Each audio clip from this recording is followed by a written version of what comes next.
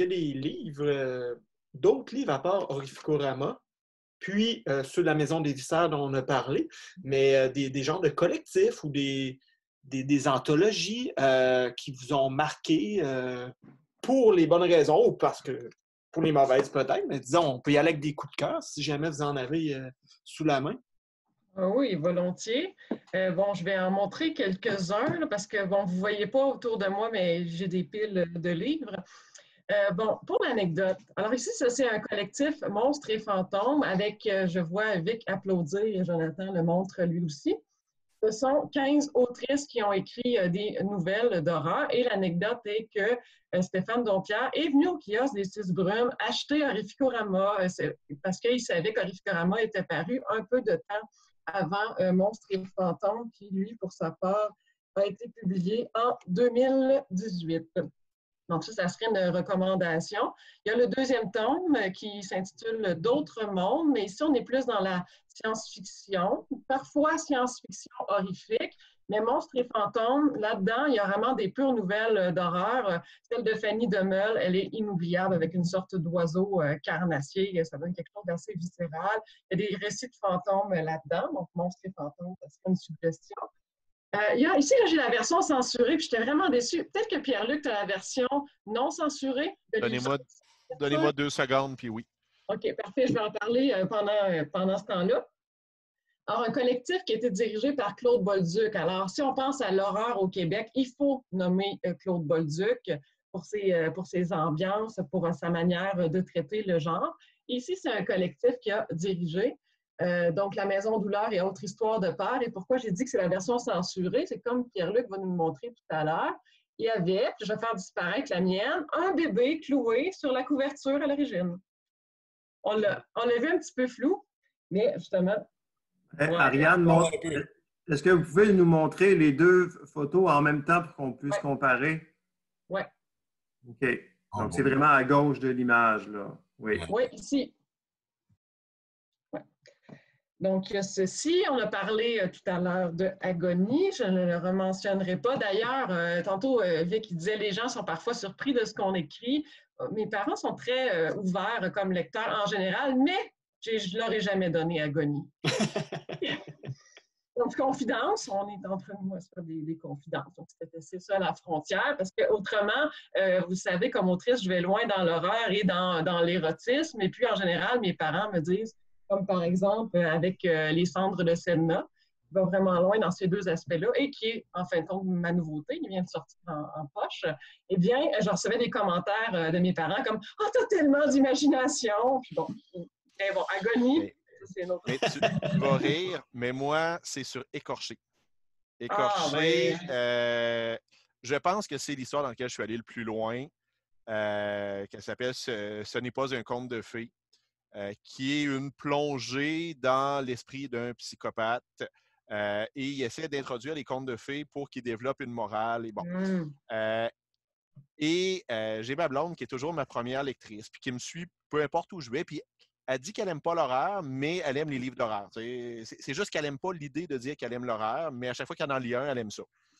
Et quand elle a fini ce texte-là, avant la parution, parce que souvent je veux avoir son avis, tout ça, elle me l'a remis dans les mains avec un air de dégoût et elle me jugeait. Non, j'exagère, mais avec un air de dégoût, puis elle a dit « Pierre-Luc, c'est probablement ce que tu as écrit mieux, oblige-moi jamais à le relire. » Le message était passé. Mais sinon, je n'ai pas eu vraiment de difficulté de jugement là, ou de devoir justifier ce que j'écrivais. Mais il y a sur ce texte-là que je vais avertir un petit peu des fois avant la lecture. Oui, d'autres collectifs qu'on pourrait accompagner d'avertissements. Bon, ici, dans le site Chalet des Brumes, Jonathan a écrit La trame d'horreur. Oui, il me montre en parallèle. Ça, c'est ici, Outre-Atlantique, les collectifs Malpertuis. Ici, je vous ai sorti le premier, mais il y en a une dizaine. Et parfois, il y a des nouvelles d'horreur qui se retrouvent dans les collectifs fantastiques. Autrement, il y avait les Murmurantes, dont je vais parler brièvement parce que je l'ai dirigé. Donc, avec entre autres Frédéric, qui était au sommaire, Mathieu Croisière, Michel Châteauneuf, Raphaël B. Adam et François Martin. Donc, il y a de l'horreur là-dedans aussi. Il y avait un numéro spécial de Solaris, si on parle de collectif. Oh! Frédéric avait eu la même intuition que moi. Ça paraît que ça va faire bientôt 11 ans qu'on est ensemble. Donc, spécial cauchemar. Mhm. Avec Jonathan aussi. Je suis pas mal certaine que tu étais là-dedans. Non, je n'étais pas là-dedans. Oh, ça a été le modèle. Oui, c'est ça. C'est certaine. Dans Stalkers, un collectif chez Québec Amérique, il y a aussi quelques nouvelles qui flirtent avec l'horreur. Même chose pour Crime à la librairie. Ici, il y a notamment une nouvelle de Patrick Sénécal. Hein? Parce que le policier, plus souvent qu'on peut le penser, vite comme ça, va frayer avec l'horreur ponctuellement. Puis, avant d'entendre les suggestions des autres avec bonheur, je vais juste vous montrer cette couverture-là parce qu'elle me fait rire. Donc, Les histoires de morts vivants, un autre collectif dans les grandes anthologies du fantastique. Et parlant de couverture unique, Frédéric, ce serait peut-être le temps de montrer celle que Jonathan adore. Non, mais avant ça, celle-là ici, là, vraiment fantastique, hein, le monstre dégueulasse. Mais qu'est-ce qu'on voit? Une belle paire de seins. Hein, ça tout dans l'horreur de beau, quand même. Oui, avant ça, on peut mentionner aussi pour enchaîner sur ce qu'Ariane disait, que dans Horrificorama, on a d'ailleurs une préface de Patrick Sénécal. Donc, ce n'est pas un texte de fiction, mais c'est un texte réflexif dans lequel Patrick revient sur les particularités du genre et pourquoi, selon sa lecture, ça témoigne de la bonne santé culturelle du Québec. Donc, une belle réflexion à lire. Pour ce qui est des anthologies et des collectifs, ils sont nombreux. En France, on a Rivière-Blanche qui en publie beaucoup. Vous avez par exemple ici Dimension Trash. Ils ont également publié un peu dans la même veine Dimension Violence. Bon, ça donne une impression un petit peu intense. Donc, il y a des ouvrages avec une mise en pages différentes. Il y a la collection noire chez Rivière-Blanche où on trouve pas mal de romans ou de recueils de nouvelles d'horreur. Malheureusement, ce ne sont pas des livres qui sont distribués ici au Québec, mais ça peut se commander. Là. Il faut être patient et donc écrire aux responsables de la maison d'édition. Il y avait aussi, oui, ça c'est quand même assez chouette, Ariane n'en parlera pas, mais le fanzine qu'il a publié donc dans ses jeunes années. Pandémonium, oui, je m'en souviens. L'art perverti, vous aviez un spécial cauchemar. Un spécial sur les hantises et un numéro sur les poupées. Mm-hmm. Ça, c'est tellement terrifiant. Ça, oui, ça on est en bonne place. Les poupées, là, ouais, celui-là, je suis prêt à avoir peur. Oui, on en parlera peut-être tantôt. Un fanzine qui faisait place à l'art visuel, à la littérature, à la musique, au cinéma. Vous étiez parvenu, Ariane, avec donc les deux fondateurs du fanzine, à aller chercher quand même des noms assez connus, comme Anne Duguel, qui est au sommaire d'un des numéros. Bon, il va sans dire que c'est un fanzine qui est devenu difficile à trouver et qui était très avant-gardiste. Quand tu me disais qu'à l'époque, certains libraires avaient des réticences à l'exposer parce qu'ils avaient peur de choquer leur public. Oui. Ce qui est fréquent de toute façon avec la littérature d'horreur, qui n'est pas là pour se faire des amis nécessairement. Ça a été mentionné et dit, hein, c'est une littérature qui est rock, qui est transgressive, qui est subversive, mais qui permet aussi d'aborder certains thèmes assez difficilement abordables dans le contexte de la littérature générale, ou en tout cas dans la façon d'en parler, le traitement ne sera pas le même. Ça peut se finir très mal et les lecteurs et lectrices du genre vont l'admettre. C'est un genre aussi qu'on peut lire sur le plan de l'allégorie. Donc, on peut y voir une lecture au 2e ou 3e degré là, qui symbolise certaines peurs ou certaines difficultés. Bon, pour parler d'un thème très connu, le thème du zombie, qui est un trope là, très fréquent en littérature fantastique et d'horreur, mais ça nous renvoie à notre propre mortalité, à la maladie aussi. On parlait tout à l'heure de maisons de retraite ou de CHSLD. C'est difficile de ne pas faire le lien des fois avec cette dégénérescence-là physique et mentale qui, je pense, fait peur à tout le monde parce que c'est pas quelque chose, on ne sait pas ce que l'avenir nous réserve. Hein, ça pourrait être nous à un moment donné. Tantôt, quand on parlait justement du fait que la démence fait peur, jusqu'à un certain point, quand tu regardes le zombie, ça pourrait être justement l'allégorie du fait de tout d'un coup plus connecté. Tu es complètement déconnecté du reste, mais tu continues à être vivant, tu continues à bouger, puis tu continues à consommer. On est dans cette affaire-là. Ça permet de toucher plein de choses si tu veux aller là. Mais au final, voir quelqu'un se faire bouffer par un zombie, ben, ça fait quelque chose aussi tout seul. Des fois, qu'est-ce qu'on disait, non? Des fois, un cigare, ce n'est qu'un cigare. C'est pas notre ami ça, Freud qui le disait, qu'il ne faut pas toujours regarder trop loin. Des fois, un cigare est juste un cigare. Ouais, je ne sais pas si c'était Freud, mais effectivement, pour mettre en garde contre les dangers d'une certaine surinterprétation qu'on voit, entre autres, parfois dans certains travaux universitaires où l'auteur se fait dire ce qu'il voulait dire plus. Il ne faut pas bouder son plaisir. Puis c'est une des choses d'Orificorama qui me semble intéressante, c'est que non seulement on peut voir des liens puis regarder dans quoi ça s'inscrit dans chacun des tissus littéraires dont on va chercher les types d'horreur, mais on peut simplement avoir du plaisir à lire des bons textes qui nous font peur. Tout à fait. Puis d'ailleurs, c'est un des reproches que je fais souvent au cinéma d'horreur, le fait de se sentir obligé de nous montrer toujours un deuxième degré et de ne pas assumer le premier degré de « Hey, je te raconte une histoire de peur, assis-toi à faire un tour de machine, mon gars, ça va être le fun. » Puis j'ai rien contre un deuxième degré, j'ai rien contre... Mais le recours systématique au fait de décrocher de l'histoire pour te dire « Hey, c'est une histoire, là, fais-toi-en pas. » Ça me fait chier. Moi, j'aime ça.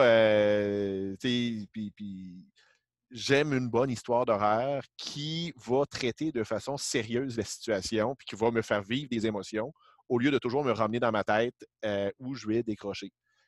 Cela dit, il y a des bons exemples d'histoires, de pareilles histoires autour de ça. Il y a des choses qui marchent. Ce que j'ai de la misère, c'est le recours systématique dans une histoire qui ne l'appelle pas.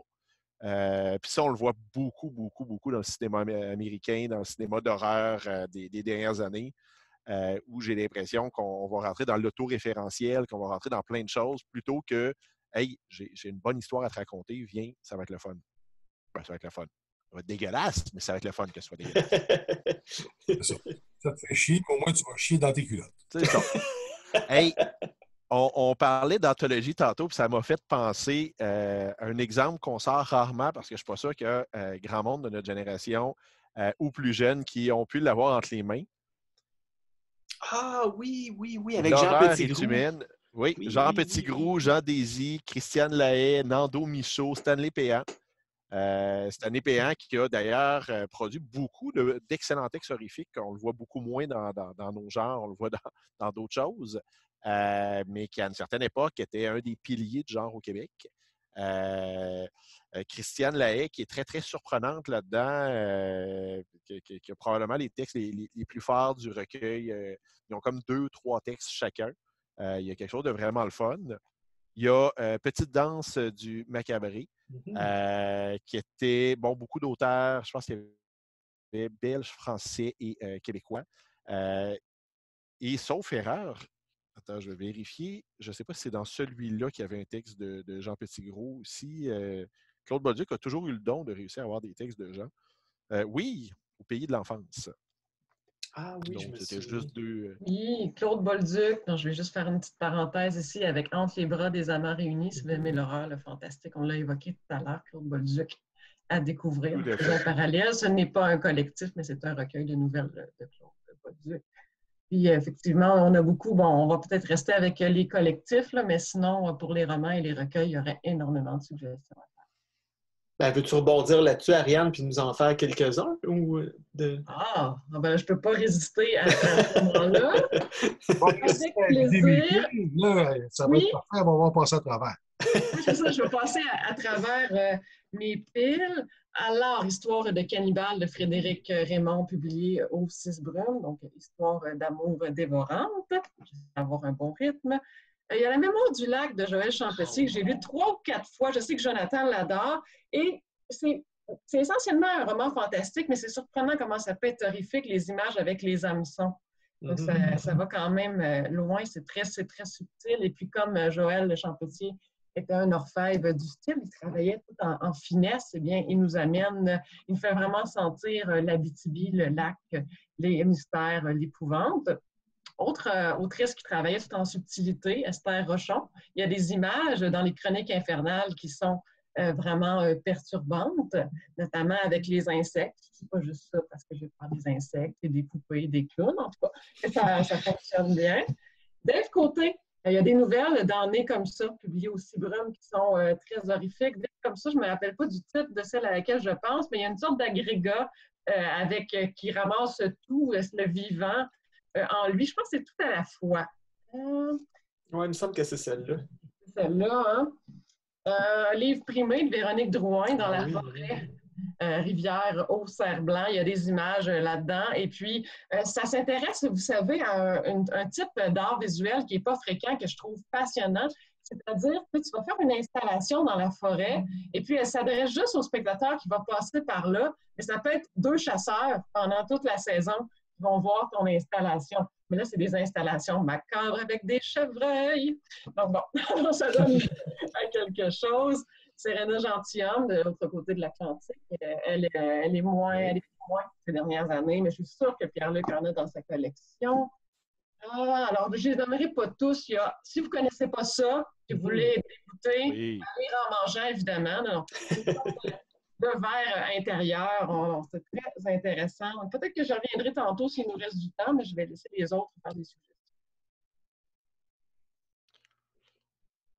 Bien, on a parlé de Claude Bolduc. En effet, pour moi, c'est un incontournable. Il est présent, j'aime pas ça nommer des gens présents, mais il y a Frédéric Durand qui a créé beaucoup d'œuvres marquantes.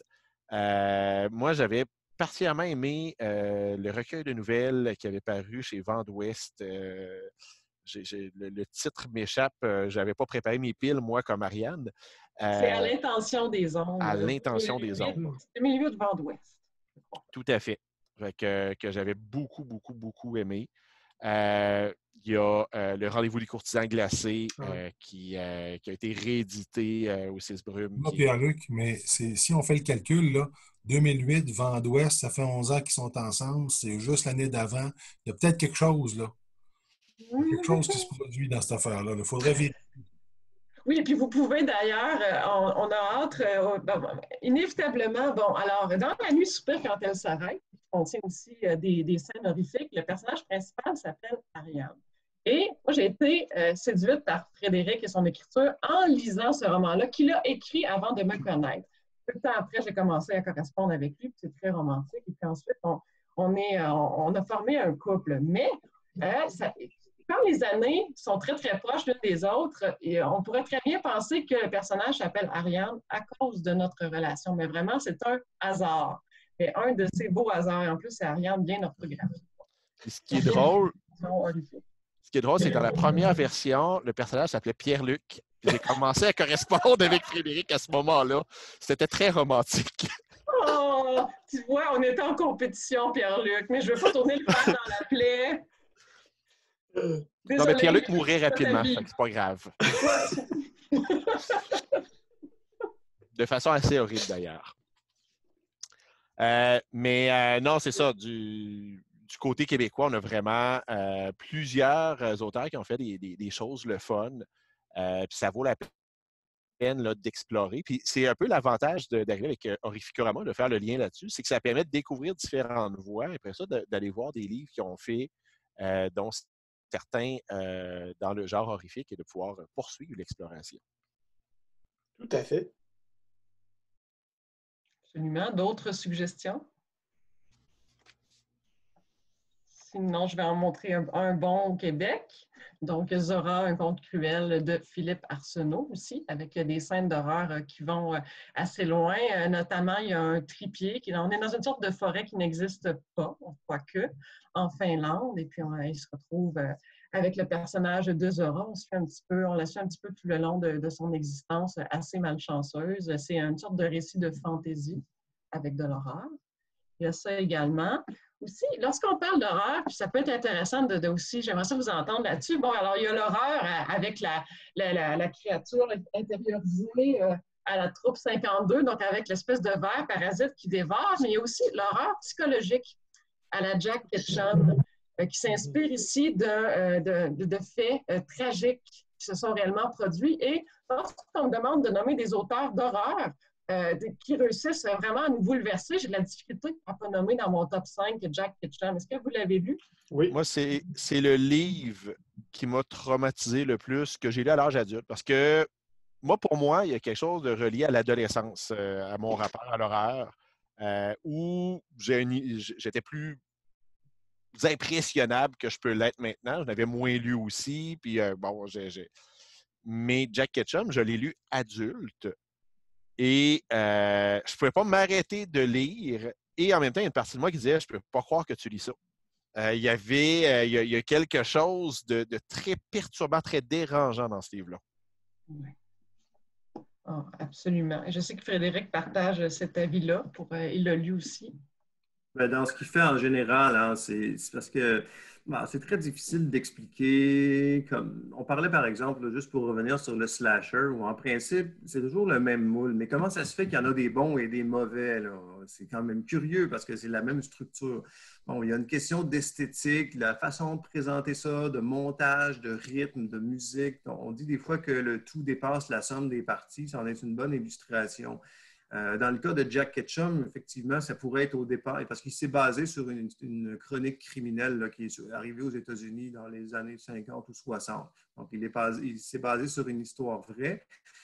Comment il arrive à rendre ça aussi intense, c'est difficile à dire parce que c'est maintenu dans les autres livres que j'ai pu lire de lui. Il y en a un qui s'appelle Fils unique, qui va moins loin dans l'horreur graphique, mais comme Pierre-Luc le disait, je me reconnaissais, Pierre-Luc, dans ce que tu mentionnais pour ton expérience de lecture. Je n'arrivais pas à lâcher ce livre-là, mais en même temps, c'était très anxiogène de le lire. On voit que c'est quelque chose qui pourrait arriver. C'est dans l'écriture, la façon dont c'est fait. Il y a un certain humanisme aussi à travers tout ça qui transparaît, mais c'est vrai que... On peut dire que c'est un de ces livres dont on ne sort pas indemne. C'est une formule qui a été utilisée souvent, à tort ou à travers, mais dans ce cas-ci, je pense que c'est difficile de dire le contraire. Il y a plusieurs façons de ne pas sortir indemne d'un livre. Tu sais, puis dans certains cas, en tout cas, ce que Pierre-Luc raconte, moi, écoute, je ne l'ai pas lu, puis de voir quelqu'un comme lui dire, écoute, je n'arrivais pas à croire que je suis en train de lire ça. Tu sais, je me dis, ah, tiens, OK, c'est beau, parce que, tu sais, entre vous et moi, quand moi j'écris, en tout cas, je cherche rarement, je pense pas que je cherche à plaire. Je pense que je cherche surtout à générer un moment de malaise, même des fois un moment de voyons. Quand le lecteur a quelque chose qui ressort de lui parce que l'histoire l'a tellement accroché qu'il réagit physiquement à ce qu'il est en train de lire, tu sais, c'est fantastique. Puis ce que tu me dis, Pierre-Luc, c'est quelque part, tu es en train de le lire, puis il se passe de quoi en dedans de toi, là? Oui. De réagir à ça, tu sais. Ça, pour moi, c'est de la bonne littérature, que tu l'aimes, que tu aimes le thème ou pas, là. Puis, tu sais, je reviens à ce que je vous disais tantôt sur l'horreur assumée. Du côté de Jack Ketchum, c'est très, très assumé. Je vais vous donner un exemple, puis là, vous allez me trouver plate, je ne nommerai pas de nom. Mais j'ai lu un livre il n'y a pas si longtemps qui, jusqu'à un certain point, était un roman d'horreur que je trouvais, il y avait quelque chose de transgressif, il y avait quelque chose de viscéral. Et on a l'équivalent littéraire de « Ce n'était qu'un rêve ». Je vous le dis, j'ai pris le livre, je l'ai pitché au bout de mes bras, et pourtant, c'est un auteur que j'apprécie habituellement. J'ai eu l'impression, tu viens de me faire perdre mon temps. Tu m'as monté une histoire, tu m'as créé quelque chose, puis là, tu m'as dit « Hey, le cave, tout ça, c'est un rêve, là. Fais-toi-en pas, là.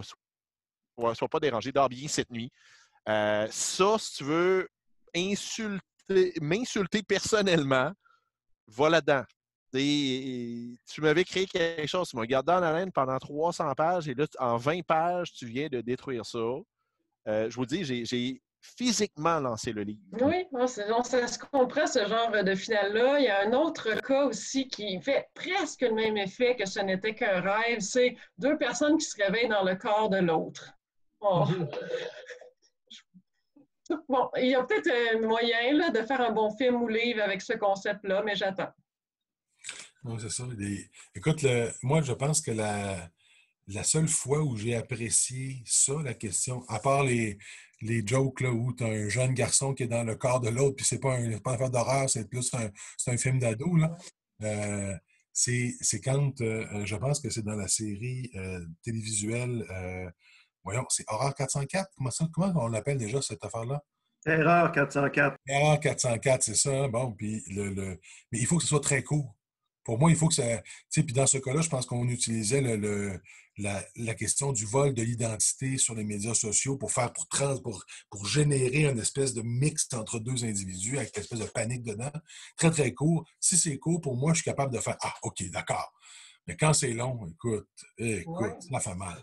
Oui, puis ce que tu dis, Vic, ça rejoint l'intensité de la nouvelle, puis c'est aussi une des forces d'Orificorama, l'essence qu'on a dans les lectures de moments brefs. Ce n'était qu'un rêve. Ouais. Au moins, Oui, donc la priorité de la nouvelle. Au moins, dis-le au début. Ce n'était qu'un rêve comme ça, on va savoir ce qui se passe.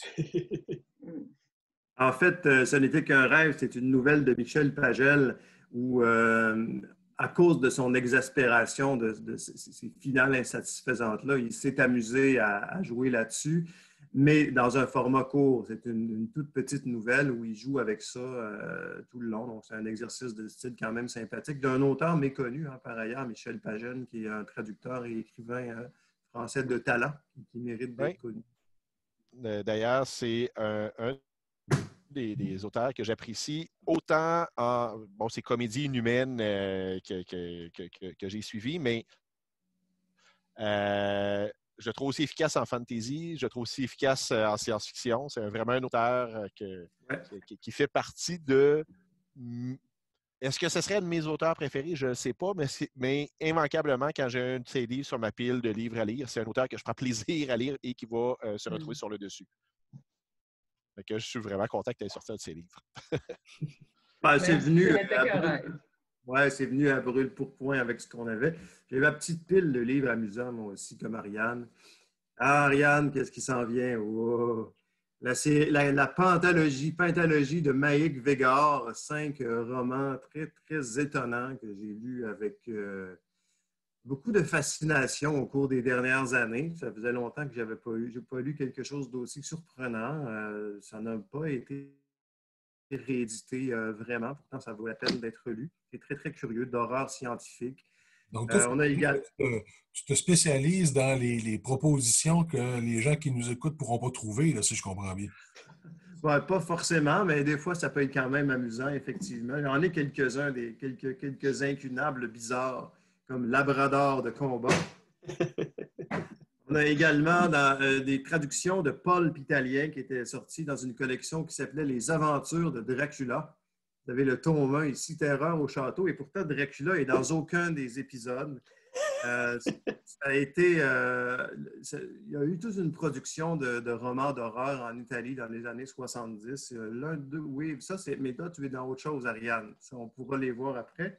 Le retour des damnés, autre petit pulp. En France, on a eu une initiative qui, malheureusement, s'est arrêtée après 20 livres. C'était la collection édition Trash. Eux aussi se revendiquaient dans la filiation de la collection Gore des années 80. Et il y a une page couverture que Jonathan aime beaucoup, si j'arrive à la retrouver, que je lui sors toujours quand on se voit. Et là, tous les livres sont en train de tomber. Et oui, Jonathan, ici, ce qui s'en vient. Donc, il s'agit de L'horreur aux 1000 visages. Ah ouais. Il se passe plein d'affaires comme une pizza, tu sais. Alors, Jonathan se demandait comment ça se fait qu'on voyait une sorcière avec un oiseau qui est en train d'arracher une tête pendant qu'un rat bondit sur un bras coupé. Il faut lire le livre pour comprendre.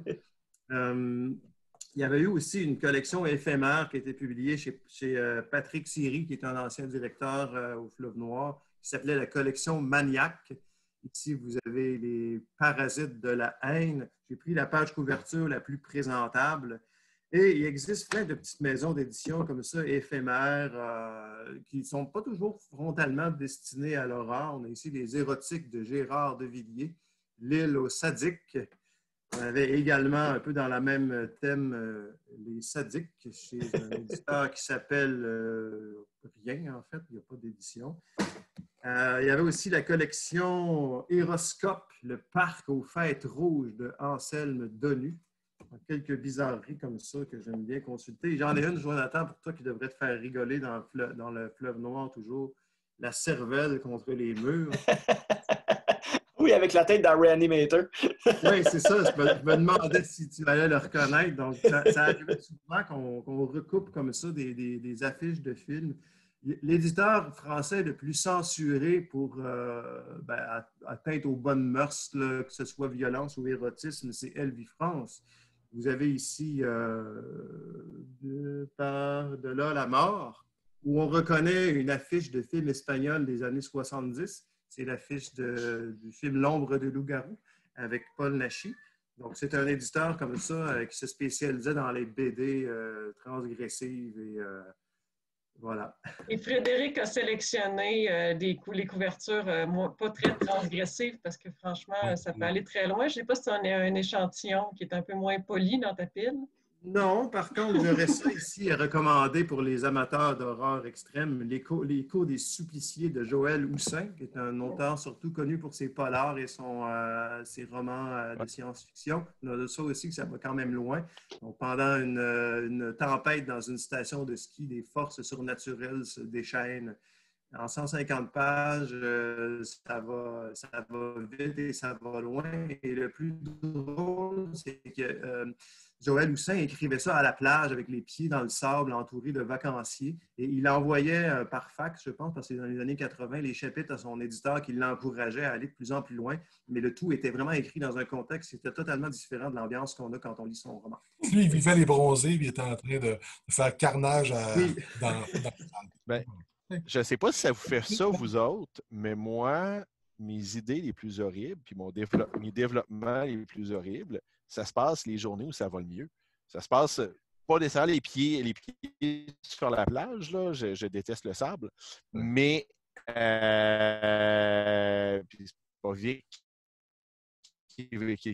souvent, je me souviens, une des idées les plus tordues que j'avais eues, je l'ai eue un matin, ma blonde m'a réveillé de bonne heure pour me dire qu'elle était enceinte de notre deuxième enfant. Et la première chose que mon cerveau m'a envoyé, c'est « Hey, tu pourrais écrire l'histoire d'une fille qui s'est faite violer et qui paye du monde pour répéter son viol. » Est-ce que je suis tout seul dans ma gang ou... Fait que je vais appeler Joël Houssin. On est deux dans cette gang-là. Je n'avais pas préparé de livre quand vous avez dit ça parce que moi, je suis fasciné par la connaissance que vous avez du milieu. Puis, écoutez, que les gens qui vont nous regarder vont certainement avoir une espèce d'immense pâle là, qui vont se constituer. Mais il y avait deux choses qui m'étaient venues à l'esprit en préparant notre live aujourd'hui. Puis, c'est des affaires qui vont toucher un peu ce que tu disais, Pierre-Luc, quand tu disais que l'horreur, ça a beaucoup de lien avec l'adolescence. Hein? Jonathan, tu es maintenant seul avec moi.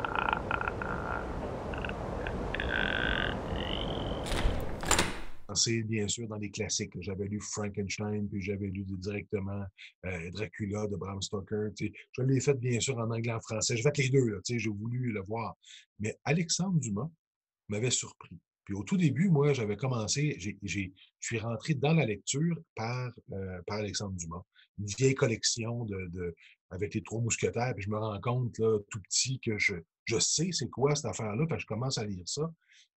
Et quand je passe à travers la collection, tout d'un coup, je tombe sur Le Château d'Epstein, qui est un roman qui a écrit à deux mains avec M. Meurice, si je me souviens bien, où on parle de contes, des contes d'Epstein qui sont hantés. Puis franchement, moi, les histoires de peur avec des revenants, Tu sais, ça fonctionnait super bien parce que je me rappelle que j'écoutais en même temps du genre Michel Jarre dans les oreilles, tu sais, l'espèce d'électro weird des années 80 dans la tête pendant que je disais ça. Puis franchement, ça m'habite encore aujourd'hui. Tu sais. Puis l'autre affaire, c'est, je vous dirais, les livres. Ah, tu l'as pas loin, le château d'Epstein? Et voilà, merci beaucoup, Frédéric. Il me semblait aussi. Moi, j'avais beaucoup apprécié ça, mais probablement parce que j'étais jeune quand je l'ai lu. Tu sais, parce qu'il y avait cette espèce d'histoire qui m'avait troublé, où la revenante, le revenant, tout ça, j'avais eu peur. L'autre affaire, c'est franchement toute la question autour de l'incroyable île du docteur Moreau. De cette question-là, puis là, on n'est pas dans le changement de corps, Ariane, on n'est pas dans le je me réveille dans le corps de l'autre, mais quand même la perte de l'humanité, puis la quête de l'humanité, puis de petit à petit où tu te rends compte que, hey, il y a des bêtes là-dedans. Puis d'ailleurs, quand je me suis retrouvé à écrire L'Empire Bleu-Sang en 2014-2015, directement, je suis allé faire référence à ça. Parce que pour moi, cette espèce de... Tu sais, l'horreur, c'est très, très humain. Il n'y a rien de pire que l'entre-humain, que ou le presque humain dans l'horreur. Fait que c'est beaucoup de ça, moi, qui m'a inspiré. Tellement. C'est pas pour rien que l'horreur et le fantastique vont priser autant le thème du double, de la dualité. Il y a quelque chose de profondément, de viscéralement effrayant, en tout cas à tout le moins dans les potentialités que l'horreur et le fantastique peut aller rechercher là-dedans, et parfois ça fonctionne très bien. Puis le fantôme aussi joue sur ces plans-là, donc entre le matériel et l'immatériel, et puis les récits de fantômes, j'ai l'impression que je ne pourrais jamais m'en lasser personnellement. Puis en t'écoutant, Vic, ça me faisait penser à Shirley Jackson, Nous avons toujours habité le château, un livre que j'ai lu jeune et qui continue de m'habiter. Finalement, ça crée des sortes de hantises à plusieurs degrés à certaines de ces lectures fantomatiques-là. Puis on parlait aussi un petit peu film et puis lecture, et puis ça m'a fait penser, ma pile est pas mal terminée, rassurez-vous, à deux autres des livres que j'avais mis de côté, qui ont été en fait en film. Et puis bon, Le Rituel, là, je regarde du côté de Jonathan. Si je me souviens bien, tu as beaucoup aimé le film et le livre? J'ai pas lu le livre, mais j'ai beaucoup aimé le film. Alors le livre sera impérativement à lire pour toi parce qu'il y a un groupe métal qui est intégré dans le roman. Tandis que dans le film, cet aspect-là ne se retrouve pas. Je ne sais pas s'il y en a d'autres qui ont lu le livre. Film à découvrir qui est Le Rituel aussi. Donc, on est avec des randonneurs qui se perdent dans la forêt. Ça, c'est une amorce de récit qui me plaît tellement d'un point de vue personnel. Un groupe dans la forêt, ça fait slasher aussi, on ne se le cachera pas. C'est tellement simple, hein? C'est tellement facile ça pourrait t'arriver à toi, à moi, à n'importe qui. Écoute, c'est facile d'utiliser ça et de se reconnaître là-dedans. Oui, et puis la force du rituel, c'est qu'on sent bien que l'auteur est allé, alors on est dans les pays scandinaves, on n'est pas loin de la Norvège, on sent qu'il est allé randonner et dans ces forêts très, très, très anciennes dans lesquelles se cachent des déités avec des volontés horrifiques et puis des fins F-A-I-M-S spécifiques. Donc il y a ça, c'est à découvrir ou à écouter le film. Moi, j'ai une préférence pour le film. C'est rare que je vais le dire comme ça, mais dans le cas du rituel, j'ai une préférence pour le film. Puis on a Les Ruines, où là, c'est pas mal équivalent en ce qui me concerne. Frédéric, c'est lui qui me l'a fait découvrir en me le montrant, là, un film que je surnomme Les Plantes méchantes, parce que ça, c'est un groupe de jeunes qui descendent dans une sorte de pyramide avec des végétaux qui sont aussi affamés. Donc, c'est ça, Les Ruines, ça vous dit quelque chose pour les autres, mais très effrayant.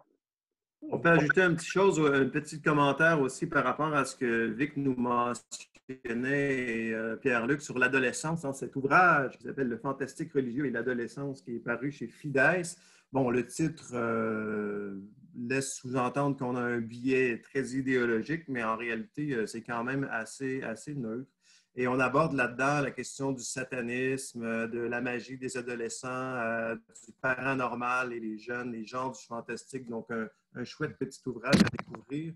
Et j'avais oublié, pour terminer le survol des suggestions, cet auteur qui est peut-être mon auteur favori, un auteur criminellement inconnu, Marc Agapit, qui a écrit 43 romans d'horreur à partir du moment où il a pris sa retraite à l'âge de 61 ans. Donc, ça ne s'invente pas. C'est s'improviser auteur d'horreur à 61 ans puis écrire 43 romans. C'est quand même particulier. Et il a arrêté tout à coup.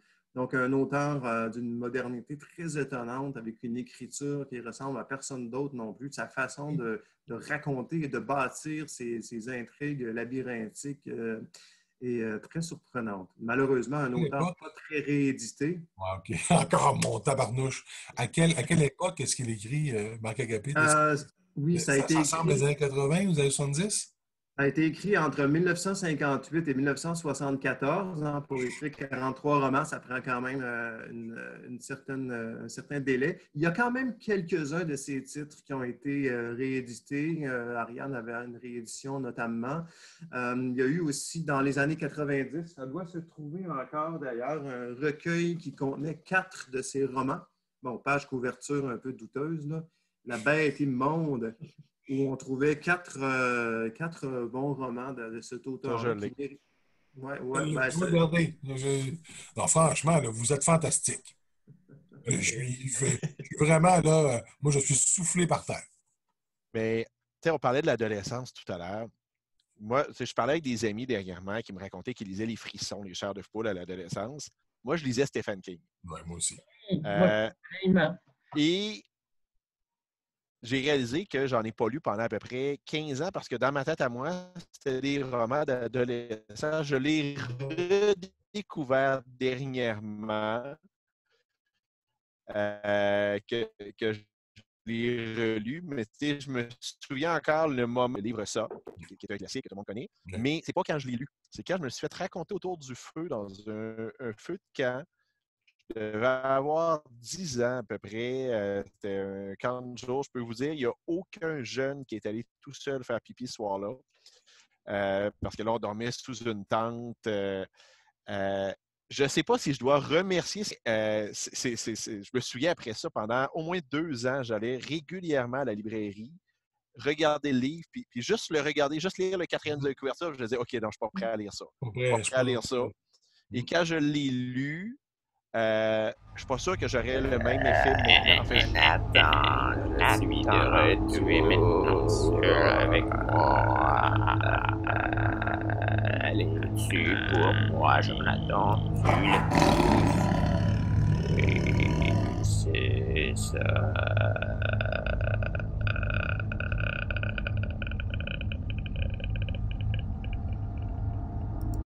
Fin de l'adolescence. Il y a Dan Simmons qui a fait Nuit d'été, qui pour moi est un ça plus efficace. Et c'est drôle parce que c'est un auteur qui a à peu près juste écrit de l'horreur, mais ce livre-là n'en est pas tellement un. Robert McCammon, Le mystère du lac, qui est un peu dans le même esprit, qui est le même groupe. Et je me rends compte que c'est une ambiance que je recherche souvent dans plusieurs livres. Et je pense que ça vient aussi du fait que j'ai tellement eu peur à l'adolescence que c'est facile pour moi de me remettre dans cet état d'esprit-là et d'y croire qu'à des personnages de cet âge-là vivent ce type d'émotion-là. Et ça, encore une fois, c'est peut-être juste je suis peut-être tout seul dans ma gang, là. Ouais, je ne penserais pas. Puis sans compter que il y a à la fois le fait que des personnages nous ressemblent, puis donc qu'on veut s'y identifier. Moi, quand It est ressorti en film tout récemment, je me suis rendu compte que j'avais pratiquement l'âge des protagonistes au moment de la publication numéro 1. Puis j'ai encore l'âge des protagonistes à la publication numéro 2. Puis tout d'un coup, je dis, ben voyons donc, écoute, moi aussi j'étais gros. Voyons, j'étais plus gros, puis là, je suis moins gros aujourd'hui. Écoute, à la limite, j'avais peur de tout. Il y avait eu très, très peur. Puis l'autre idée, c'est que il y a plein de livres à ce moment-là qui deviennent séduisants aussi.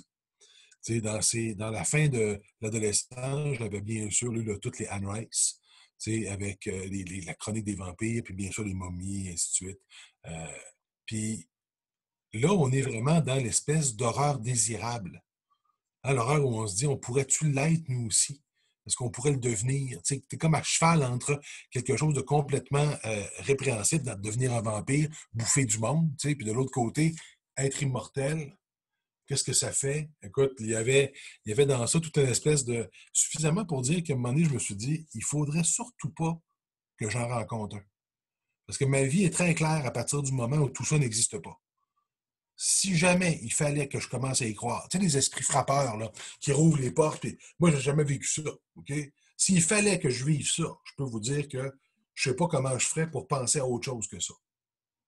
T'sais? Fait que j'espère de tout cœur que c'est pas vrai, que tout ça n'existe pas, puis que vous n'allez pas me dire aujourd'hui que vous autres, vous l'avez vécu, parce que ça me ferait vraiment chier dans mes culottes. Ce que tu dis, Vic, ça me fait penser, bon, j'ai une peur par rapport aux poupées ou aux clowns en forme de toutou. Donc, si j'ai passé mon enfance à craindre que le clown qu'on m'obligeait à dormir à côté s'anime, si c'était arrivé, eh bien, j'aurais eu un futur différent et puis j'écrirais peut-être pas les mêmes histoires d'horreur.